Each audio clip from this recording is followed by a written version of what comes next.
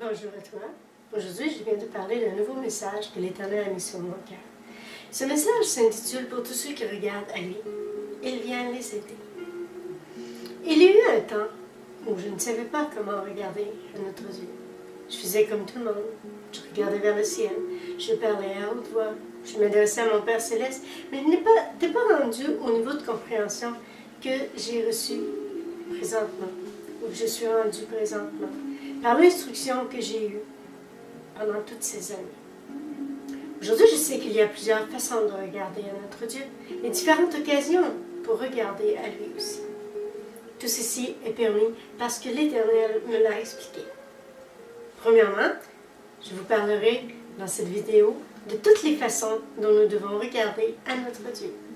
Il y a notre humeur, comment on se sent face à lui aussi. Comment on l'aborde pour demander, comment on lui parle pour discuter de différents sujets, comment on l'accueille dans notre cœur et notre quotidien, si on lui fait confiance. Demande-t-on juste parce qu'on n'en peut plus ou parce que c'est urgent? Oui, comment est-ce qu'on regarde à lui? Quelle est la meilleure façon, s'il y en a une, et pourquoi nous répondrait-il? Il sait que nous sommes occupés et préoccupés. Il sait aussi comment nous pouvons filer mal à travers tout ce qui nous arrive. Mais est-ce que nous savons que lui aussi est très occupé et préoccupé par tout ce qui nous arrive? Est-ce que nous regardons à lui en tout temps? Peu, pas du tout. Juste quand nous avons des problèmes et que nous sommes vraiment mal pris. Le temps vient où nous pourrons le voir agir davantage. Mais ceci ne veut pas dire de ne regarder à lui. Ceci ne veut pas dire de ne pas regarder à lui au jour le jour. Il est attentif aux moindres problèmes et les moindres détails l'intéressent. Il les note et prend en considération nos peines, nos inquiétudes, ainsi que notre humeur. Rien ne passe inaperçu à ses yeux. Nous sommes le corps de Jésus sur terre, donc il prend soin de son corps en tout temps. D'ailleurs, il veut nous utiliser. Il veut aussi agir, soit en nous et par nous, même autour de nous. Mais sommes-nous prêts à agir en son nom pour le voir agir? Ceci veut dire que si, pour un instant, nous sommes ses yeux, que nous remarquons un problème, quel qu'il soit, est-ce que nous prions pour ce problème, pour celui qui a besoin de Jésus? De toute façon, il ne faut pas toujours attendre qu'il nous le précise ou qu'il nous le demande, qu'il nous donne une petite tape sur l'épaule. Certaines fois, il peut nous le demander parce qu'il sait que telle personne a besoin d'être soutenue et réconfortée en prière. Mais n'oublions pas qu'il est écrit dans la Bible de prier sans cesse. Donc ceci devrait faire partie de notre quotidien. Oui, il est écrit dans le verset 1 Thessaloniciens 5, 17, 18, « Priez sans cesse, rendez grâce en toutes choses, car c'est là à votre égard la volonté de Dieu en Jésus-Christ. » Même Jésus était toujours en prière, c'est notre Seigneur. Oui, ensuite, regardons-le agir. Si je vous explique ceci, c'est parce qu'il a mis ceci sur mon cœur, alors qu'une personne était malade. Il voulait que je prie pour elle et que je la garde en prière. Mais pensons-nous d'offrir l'aide de notre Dieu par la prière à ceux que nous côtoyons? Oublions-nous que notre Dieu veut les toucher, les guérir, les délivrer? Qu'il sait aussi quels sont tous les besoins, que lorsque nous sommes sur place, qu'il peut nous utiliser. Sommes-nous disponibles pour tous les besoins et sensibles aux problèmes des autres? Sommes-nous sensibles aussi et attentifs à l'œuvre de notre Dieu, à ce qu'il veut et peut accomplir pour nous tous? Oui, au lieu de critiquer, chialer et bougonner contre tous et tout, on serait plus utile par la prière. Oui, il me fait réfléchir en ces temps si difficiles que si nous sommes des ouvriers et que nous reconnaissons que nous sommes ses instruments, alors il faut se lever et aller vers ceux qui ont besoin. Il faut prier pour tous les hommes, peu importe les problèmes ou leurs besoins. Il se peut que l'on se heurte à des caractères difficiles et hautains, mais ce n'est qu'ainsi que les hommes verront la gloire de notre Dieu. Oui. Peu importe leurs humeurs ou leurs problèmes, ils ont besoin d'aide de Jésus aussi. Ils vivent au milieu des ténèbres, ils ne savent pas comment s'en sortir et éviter tous les pièges, ni comment passer au travers sans se décourager face à tous ces problèmes.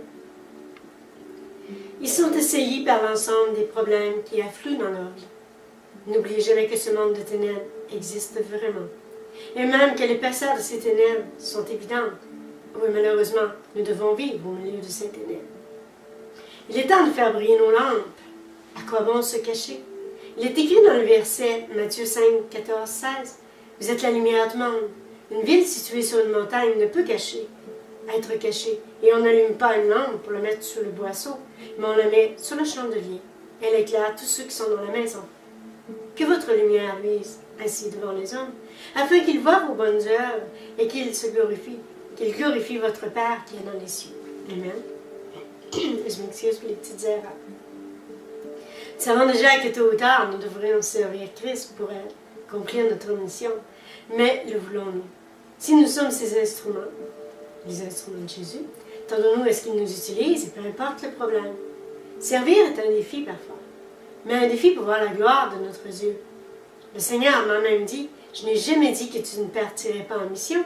Si je t'ai instruit, c'est pour t'envoyer dans le monde. » Ça, c'est un message pour tous ces ouvriers. Mon Dieu connaît mon cœur et il connaît le vôtre. Oui, il connaît les intentions des hommes, tandis que nous ignorons quelles sont ses intentions à lui. Par contre, nous savons qu'il nous utilisera. Nous savons que tous ceux qui regardent à lui, il va les aider aussi. Mais voulez-vous le servir et aller vers les gens qui espèrent en lui? Voulez-vous qu'il vous envoie aussi des gens vers vous pour vous aimer et vous aider à votre tour? Le voyez-vous et le comprenez-vous que le Seigneur va agir de bien des façons. Comment? En vous utilisant. Il a bien des façons de regarder à lui. Il y a bien des façons pour lui de regarder à nous. Pour l'instant, concentrez-vous sur lui et sur ce qu'il veut vous apprendre. Ensuite, posez-vous les bonnes questions. Les questions suivantes. Si vous regardez à lui aussi, vers les besoins des autres. Et si par les autres, vous voyez notre Dieu agir envers vous. Est-ce que vous dites à l'Éternel, pour ce besoin, as-tu besoin de moi pour l'aider? Ou encore, est-ce que ceci vient bien de toi, Seigneur, par celui qui vient vers moi? Attendre avant de critiquer, juger, ou même rejeter et refuser.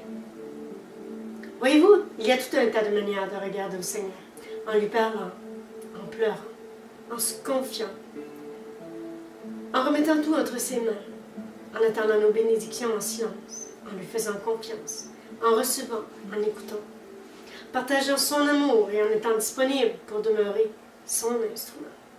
Êtes-vous disponible? Voulez-vous être un instrument? Son instrument, pas celui du malin. Les forces du mal agissent sur tous les êtres humains. Voyez-vous, il y a aussi ce point à ne pas négliger ni oublier. Là aussi, différentes occasions pour regarder au Seigneur. Lesquelles? En se levant le matin, à chaque repas, pour le remercier, lorsqu'il nous bénit, lorsque la bénédiction se pointe dans notre vie. Le reconnaître aussi devant les hommes et pour témoigner de ses bontés. En prière, lorsque nous demandons, soit pour nous-mêmes ou pour ceux qui nous entourent. Voire même pour obtenir de l'aide parce que nous rencontrons une difficulté imprévue ou un défi pénible. Pour trouver une solution, et peu importe l'endroit, même si c'est dans notre chambre. Il est écrit dans le verset Matthieu 6, 6-8, « Mais quand tu pries, entre dans ta chambre, ferme ta porte et prie ton Père qui est dans le lieu secret. Ton Père qui voit dans le secret te le rendra. En priant, ne multipliez pas de paroles vaines comme les païens qui s'imaginent qu'à force de paroles ils seront exaucés. Ne leur ressemblez pas, car votre Père sait de quoi vous avez besoin avant que vous le lui demandiez. » Amen.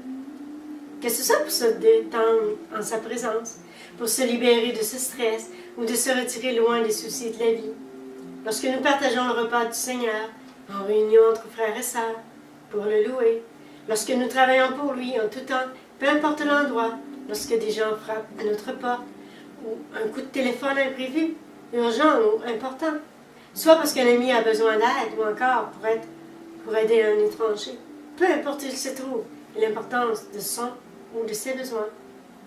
Oui, voyez-vous, je vous ai donné des occasions de regarder au Seigneur, en plus de celles que vous connaissez déjà, ou que vous avez en tête présentement. Oui, il y a différentes façons de regarder au Seigneur, mais parmi toutes ces raisons et ces occasions, nous y retrouvons la confiance aussi. Oui, en tout temps, nous devons lui faire confiance. Quoi qu'il agira, et ne pensez pas que ce que vous voulez qu'il l'ignore ou qu'il ne vous l'accordera pas. Il est écrit dans ce verset Marc 11, 24, « C'est pourquoi je vous dis tout ce que vous demanderez en priant. Croyez que vous l'avez reçu et vous le verrez s'accomplir. » Amen. Il sait si vous travaillez pour lui, et même lorsque vous vous inquiétez des autres. même si vous êtes disponible, que ce soit le matin, le jour, le soir ou la nuit? Quel temps choisira-t-il pour aider, secourir, bénir, parler, enseigner ou redresser? Peu importe, regardez à lui et soyez sensible de son esprit. Jésus fera le reste. Une écoute attentive à ce qu'il désire fera son bonheur et de celui à qui vous irez au nom de Jésus. Un cœur ouvert à tous les besoins et Jésus bénira. Il ne vous laissera jamais tomber. Vous regardez à lui, il regardera vers vous. Regardez aussi à votre prochain. Soyez les yeux de Jésus. Laissez l'amour agir autour de vous. Je vous aime, me dit le Seigneur. Et s'il nous dit ceci, c'est pour que nous aimions comme le Seigneur nous aime, du même amour. Peu importe ce qui se passe dans la vie, demeurez constant dans votre partage d'amour. S'il nous aime autant, c'est aussi pour aimer tous les gens que nous côtoyons. Le voyons-nous? Alors dès aujourd'hui, donnons-nous et donnons-lui la possibilité de bénir et d'agir en nous et autour de nous. Et n'oublions pas qu'un jour, ce pourrait être nous qui aurons besoin de lui et que d'autres viennent vers nous par son nom. Oui, nous serons heureux qu'un autre ait été sensible à la volonté de notre Dieu. Serons-nous heureux qu'il ait obéi à Jésus et qu'il soit venu à notre rencontre? Oui, parce que tout ce qu'on fait, Jésus, ça nous revient. Oui, que les autres viennent à notre rencontre, à notre secours au nom de Jésus. C'est important, c'est bénissant. N'oublions jamais que si notre Dieu va agir et répondre à tous les besoins, qu'il a besoin de son corps sur la terre. Il est écrit dans le verset 1 Corinthiens 12, 27, « Vous êtes le corps de Christ et vous êtes ses membres, chacun pour sa part. » Oui, tous ses membres doivent répondre à son appel et accepter d'être utilisés en tout temps, en tout lieu aussi. Le savons-nous? Le reconnaissons-nous? Le voulons-nous aussi? L'acceptons-nous? Sommes-nous prêts pour accepter cette mission? N'empêchons pas le Seigneur d'agir par notre manière d'agir lorsque nous désobéissons. Mettons pas des barrières à ce qu'il désire accomplir. N'empêchons pas le Seigneur d'agir par notre manière d'agir lorsque nous désobéissons, soit parce que nous ne regardons pas assez à lui et aux besoins de celui qui est à nos côtés. Oui, il est temps de reconnaître que plusieurs crient à lui. Mais combien le savent? Combien les aperçoivent, ces gens? Combien veulent répondre à l'appel que notre Dieu a mis sur eux, dans leur cœur? Répondent-ils lorsque notre Dieu leur fait des signes, lorsqu'il met à cœur des gens, de les aider à leur tour? Moi, je sais que ce n'est pas toujours facile. Mais il faut commencer par essayer et être disponible. Cesser de ne regarder qu'à soi-même ou juste à nos besoins. Cesser de critiquer, de juger. On n'est pas utile ainsi. Il faut regarder à notre Dieu comme il regarde à nous en tout temps. Sommes-nous disponibles? Lui, il l'est en tout temps. Nous devons lui faire confiance, ou du moins apprendre à lui faire confiance. Si nous, ses enfants, ses ouvriers, nous ne lui faisons pas confiance entièrement, confiance pour les moindres détails ou pour tous nos problèmes, comment pensons-nous que les gens vont avoir confiance dans l'aide proposée si nous doutons de notre Dieu que nous leur proposons cette solution?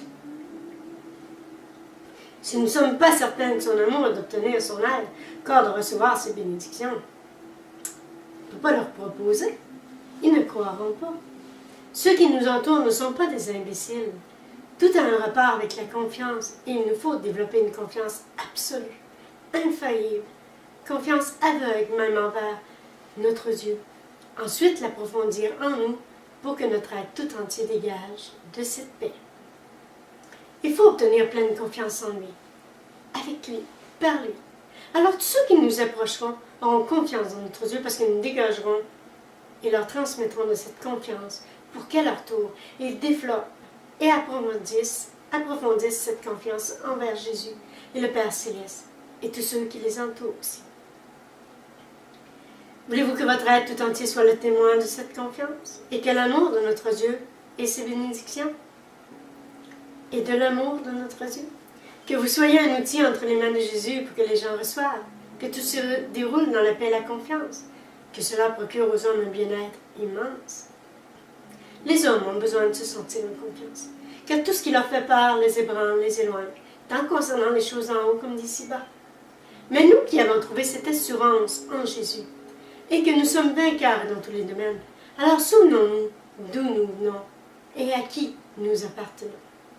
Rappelons-nous ce que nous avons vécu, n'oublions pas qu'eux ne l'ont pas cette assurance, qu'ils cherchent une issue, parfois une solution, que si c'est un rôle, alors nous devons être vigilants pour eux, afin de les aider et les aimer, mais pour prier aussi. Oui, nous devons continuer de prier pour eux, tout en nous rappelant, si notre Dieu forme des ouvriers, que c'est pour aider tous ceux qui se perdent en ce monde, pour prier pour eux. Oui, il faut aller et aider tous ceux qui ont peur, tous ceux qui espèrent en l'éternel Dieu. Peu importe les problèmes, le Seigneur a toutes les solutions. Et nous sommes les enfants de l'éternel Dieu. Oui, nous serons formés pour intervenir chaque fois que notre Dieu le demande, parce qu'il veut agir pour les bénir. Je te dis à toi aujourd'hui, as-tu regardé à ton Dieu? Toi qui es enfant de l'éternel Dieu, qui veux le devenir? Toi qui cherches la vérité? Ou encore toi qui te dis ouvrier de notre Dieu? Si oui, as-tu remarqué ce que vit ton prochain s'il a besoin de toi? Et même si notre Dieu voulait agir en toi, avec toi, par ta présence autour de toi. Demande-toi maintenant, excusez, demande-toi maintenant quel est le plus important dans ta journée. Que tu sois béni ou que notre Dieu t'utilise pour en bénir d'autres. Mais peu importe ta réponse, sache que de toute façon, tu es béni par notre Dieu. S'il t'a choisi, s'il regarde à toi, s'il veut t'utiliser pour le servir sur terre. Es-tu heureux juste de savoir ceci? Ceci devrait te rendre heureux. Es-tu heureux d'être un instrument? Es-tu heureux d'être son ouvrier? Tu regardais à lui aujourd'hui. Veux-tu le servir aujourd'hui? Non, ne t'en fais pas. Lui, il a regardé à toi aujourd'hui et en tout temps. Il regarde dans ta direction. Sache aussi que de toute façon, ne te tiens pas rancune de tes faiblesses, de ton manque d'inattention envers son œuvre et envers lui ou ton prochain. Il sait que tu n'es pas parfait, mais il aimerait que tu prennes conscience. Il aimerait que tu en prennes conscience. Tu pourras te reprendre, parce que demain, c'est un jour nouveau. Un autre jour, tu peux servir. Alors tu pourras lui être utile si tu le veux, si tu le désires vraiment. De toute façon, il regarde à toi quand même. Il aura toujours des besoins et des gens qui attendent ou qui espèrent en notre Dieu. Demain, lève-toi, présente devant lui, présente-toi devant lui et offre-lui ce que tu es pour le servir. Offre-toi comme un sacrifice vivant pour le servir. Il n'est jamais trop tard, permets-lui de t'utiliser pour poursuivre son œuvre. Il est écrit dans Romains 12, 1, 3. Je vous exhorte donc, frères, par les compassions de Dieu, à offrir vos corps comme un sacrifice vivant, saint, agréable à Dieu, ce qui sera de votre part un culte raisonnable. Ne vous conformez pas au siècle présent, mais soyez transformés par le renouvellement de l'intelligence, afin que vous discerniez quelle est la volonté de Dieu, ce qui est bon, agréable et parfait. N'oublie pas surtout que s'il regarde à tous ceux qui crient à lui pour venir les aider, qu'il regarde aussi à toi. Ou rappelle-toi que parfois tu cries à lui et que toi aussi tu as besoin d'être aidé, et il le sait. À nous tous, nous pouvons et nous devons être très utiles au Créateur. Oui, nous devons et nous pouvons aider notre prochain au nom du Seigneur Jésus. Main dans la main, nous pouvons toujours aider. Ainsi l'Éternel est plus en mesure d'aider, de bénir, de répondre aux besoins des hommes sur terre. Il a aussi besoin de nous, comme nous avons besoin de lui. Oui, l'unité est aussi importante avec lui qu'entre nous. L'unité, c'est notre force. Il est écrit dans ce verset, Matthieu 18, 20, « Car là où 2 ou 3 sont réunis en mon nom, je suis au milieu d'eux. » L'aviez-vous oublié? Si oui, demandez-vous pourquoi il agit lorsque 2 ou 3 sont réunis en son nom. Parce que c'est à travers nous tous, et au milieu de nous, même avec nous, qu'il veut agir. Il veut que l'on soit tous unis en lui. Il veut être en nous, vivre au milieu de nous, et à partir de ce que nous disons ou ferons en son nom, où il sera présent, il fera son œuvre. Voulons-nous vivre en lui, avec lui et par lui? C'est à travers son peuple qu'il veut vivre. Donc, nous tous devrons porter une attention spéciale à son esprit et son œuvre. Il nous faut regarder à lui, être sensible à son esprit. Tout ce qu'il veut et vient pour accomplir sur terre pour tous les hommes. Il faut recevoir de l'Éternel pour aider et partager son amour. Être sensible à son esprit, c'est recevoir une direction de sa part. Un ordre, une pensée, une parole, quelque chose à accomplir. N'oubliez jamais qu'il lui porte une attention très spéciale envers chacun de nous. Qu'il regarde tout ce qui nous arrive et il est sensible à tous nos besoins. Approchons-nous de lui, apprécions-le et regardons davantage à lui. Moi, je vous laisse réfléchir à ce message aujourd'hui. Et je vous dis, soyez bénis au nom de Jésus.